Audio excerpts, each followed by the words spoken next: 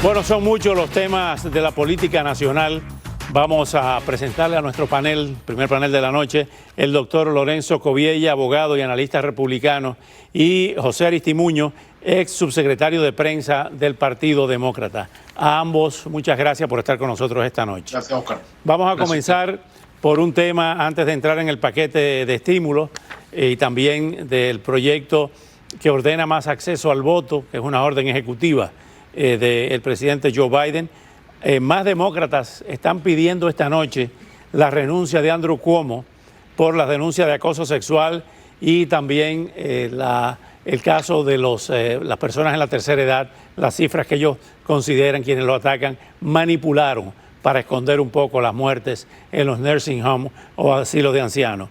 Hoy se sumó el líder del Senado de Nueva York y los republicanos en la capital del estado de Nueva York, en Albany, están diciendo que si no renuncia va a haber un impeachment. La opinión de Lorenzo Coviella sobre este caso tan sonado que ya tiene características nacionales e internacionales, el de Andrew Cuomo. Fíjese, señor Asa, yo creo que el gobernador Cuomo sí debe de pensar bien sobre renunciar. Yo no creo que él merece en estos momentos, de las cosas que ha hecho en Nueva York, seguir actuando como ese gobernador. Mira, ha mentido sobre las muertes debido a COVID.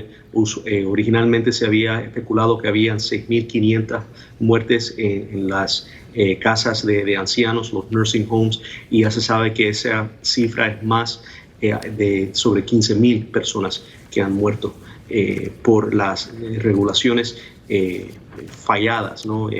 Que ha puesto el gobernador Cuomo. Aparte de eso, estamos viendo que escándalos tras escándalos tras escándalos de personas, mujeres que están saliendo y con acusaciones contra Cuomo. Van a ver en un panel ahora, se ha destacado de 3 abogados que van a mirar realmente sobre estos escándalos, y el gobierno federal está mirando sobre las muertes que han subido, y ya se saben que son y suman más de 15.000 ancianos que han muerto en esta casa. Yo creo que es una desgracia que el gobernador siga como el mandatario del gran estado de Nueva York, y yo creo que sí debe renunciar. José Aristimuño, ¿debe renunciar el gobernador? Pues yo creo primero que nada, la investigación tiene que seguir, Oscar. Número uno, yo creo que es una decisión que el Estado de Nueva York, los neoyorquinos, la legislación, el sector legislativo de Nueva York debe decidir. Ciertamente, como demócrata te puedo decir que es algo, unas acusaciones fuertes y merecen ser investigadas, y posiblemente esa opción está en la mesa. Esa opción está en la mesa, que el gobernador renuncie. Demócratas o republicanos, políticos, tienen que ser responsables por sus acciones, y esta posiblemente es un ejemplo de ello. Otro tema importantísimo en el día de hoy es el más acceso al voto de la orden ejecutiva que ha firmado el presidente Joe Biden con relación a los votos electorales, y hay estados que están en desacuerdo con esto. ¿Cuál es la lectura que hace? Volvemos al doctor Lorenzo Coviella sobre este tema tan importante de los votos de ausente, del voto anticipado, etcétera, todo el sistema electoral norteamericano.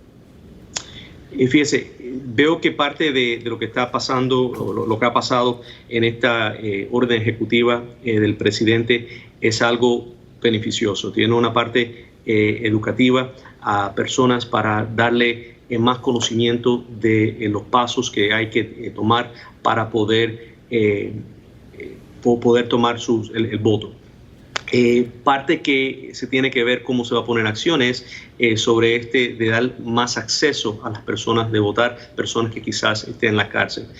Lo que sí veo es que no trata de ir por encima de leyes que puede prohibir a alguien de votar. En otras palabras, no le está dando a personas que no tienen elegibilidad de votar, darle esa oportunidad, sino es para darle más acceso.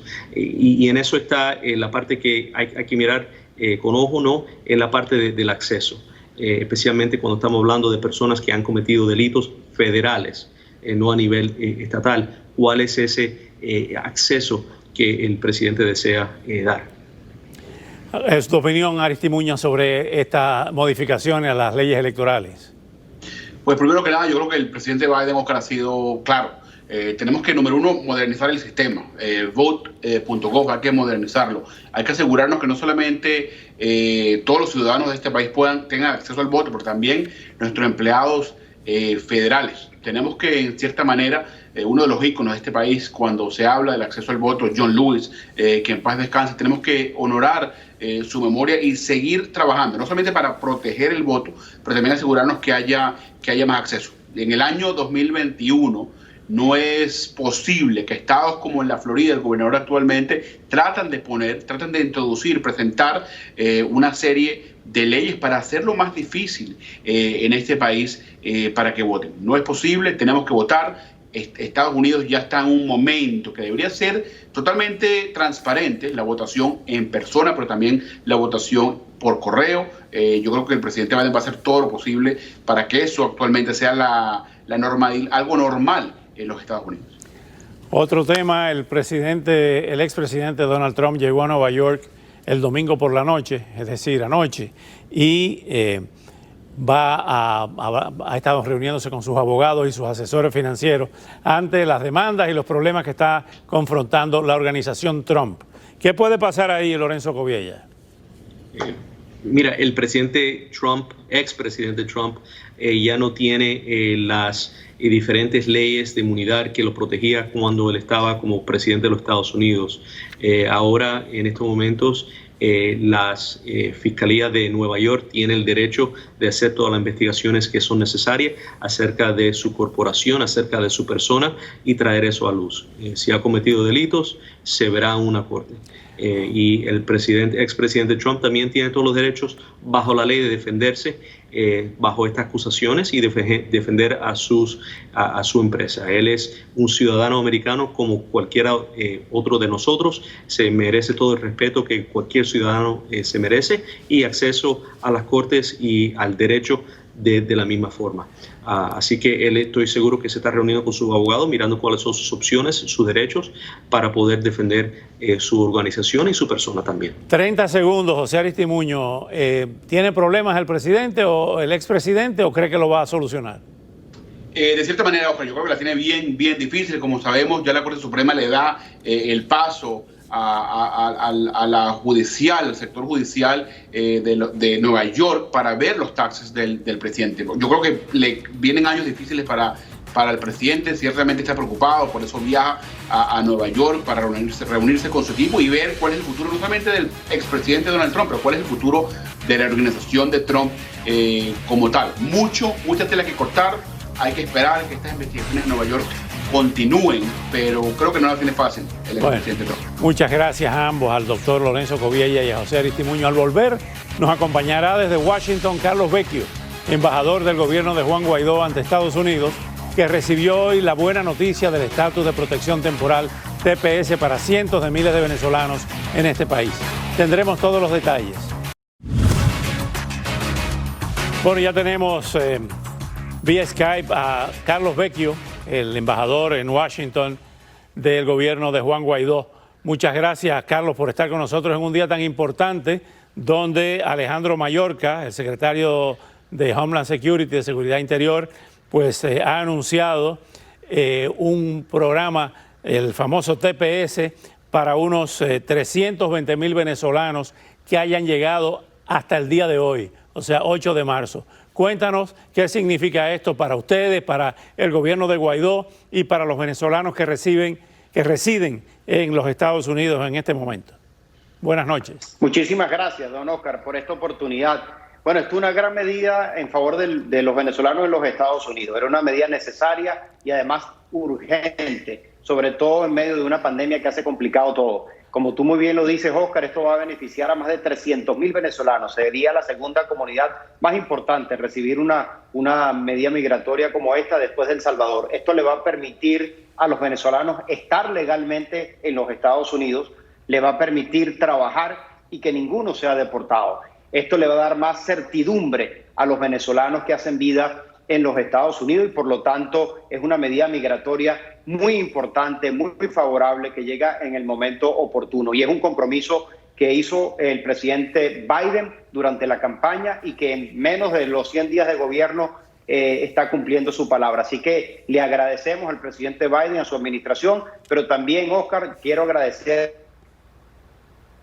a la diáspora que viene luchando por esto desde hace mucho tiempo, a muchos medios de comunicación como el tuyo, en tu caso en particular, que tanto apoyo nos ha dado, a ONGs, abogados, a congresistas, demócratas y republicanos que nos han ayudado a lo largo de este camino. Estamos muy agradecidos por el apoyo que nos han dado y con la diáspora de venezolanos por el esfuerzo y la lucha que siempre hizo desde hace mucho tiempo para lograr esta medida.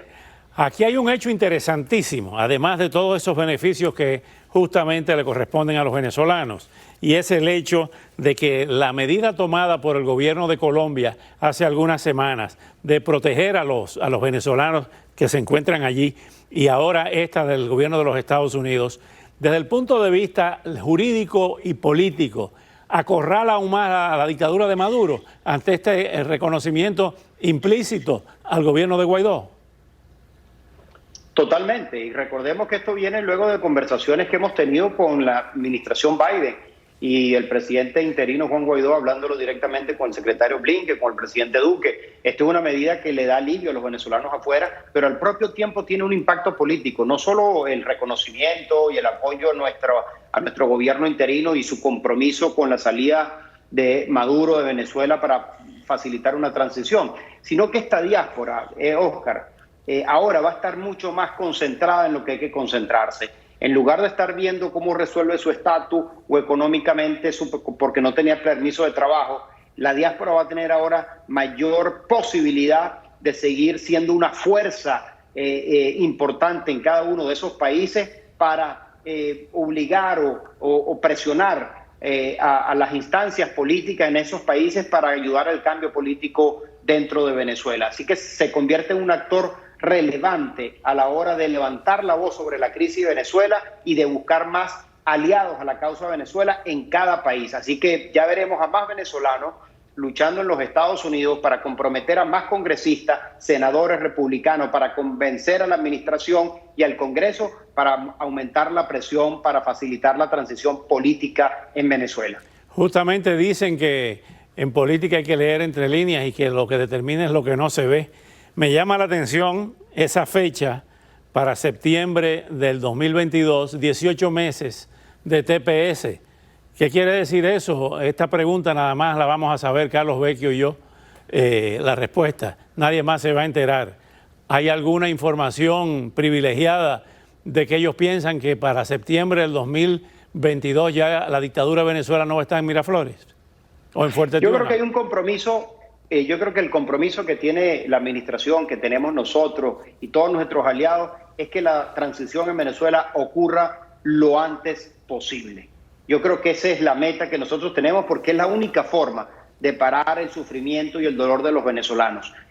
No es suficiente la ayuda humanitaria, requerimos un cambio político y creo que eso lo entiende la administración y lo entienden nuestros aliados y lo entendemos nosotros y que por lo tanto hay que generar toda la presión que sea necesaria para que ese cambio llegue lo antes posible. Muchos de los que están acá, Oscar, este talento venezolano viene a contribuir con la sociedad norteamericana, es un talento valioso, pero ese talento también va a estar disponible para cuando comience la reconstrucción de Venezuela. Así que yo creo que el mensaje claro es que nosotros tenemos que procurar el cambio político en Venezuela lo antes posible. Ese es el objetivo y ya esta administración lo ha dicho cuando estableció claramente que la estrategia y la solución política por Venezuela pasa por una transición que lleve a verdaderas elecciones libres y democráticas.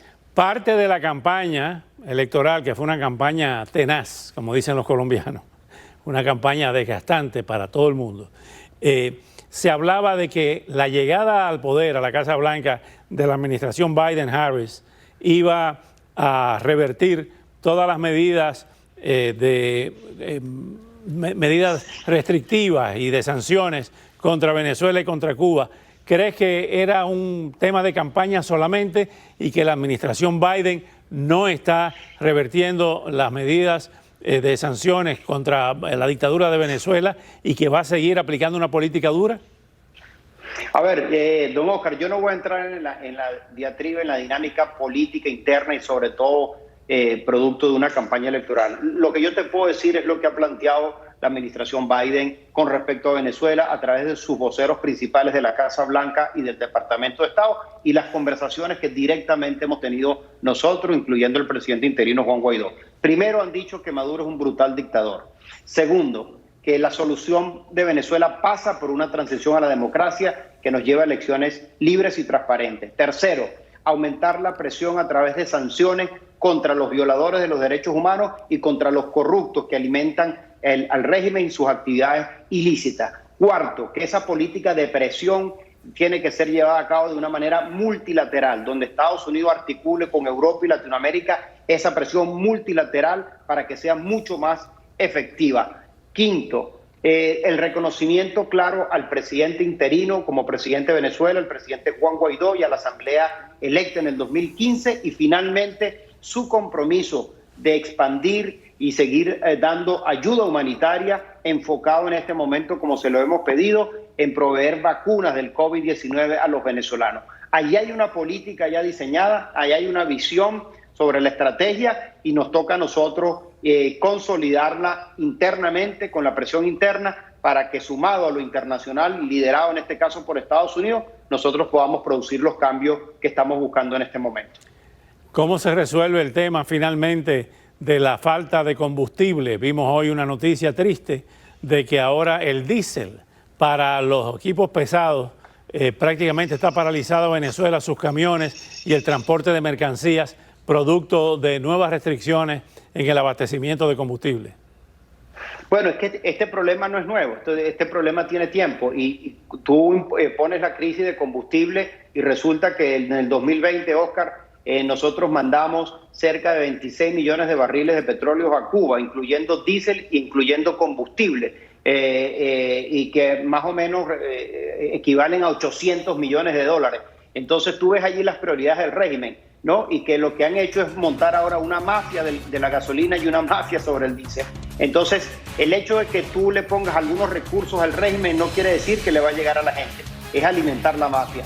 Y si bien nosotros estamos dispuestos a facilitar todos los elementos necesarios para que nuestra población no se vea afectada, tenemos que buscar mecanismos independientes que le garanticen ese beneficio al pueblo y sobre todo que separen estas perversiones de estar mandando petróleo a Cuba o dárselo a las mafias para alimentar el dinero en todo lo que tiene que ver con los corruptos del régimen. Así que son unos elementos bien complicados y al final del día sabemos que para tener un país de mayor progreso necesariamente pasa no solo para que tenga combustible y diésel, sino para que exista un verdadero cambio. Esa transición es necesaria en Venezuela. Carlos Vecchio, muchísimas gracias. Felicitamos a los venezolanos hoy con esa medida, principalmente a la mujer venezolana en el Día Internacional de la Mujer. Gracias, Carlos Vecchio.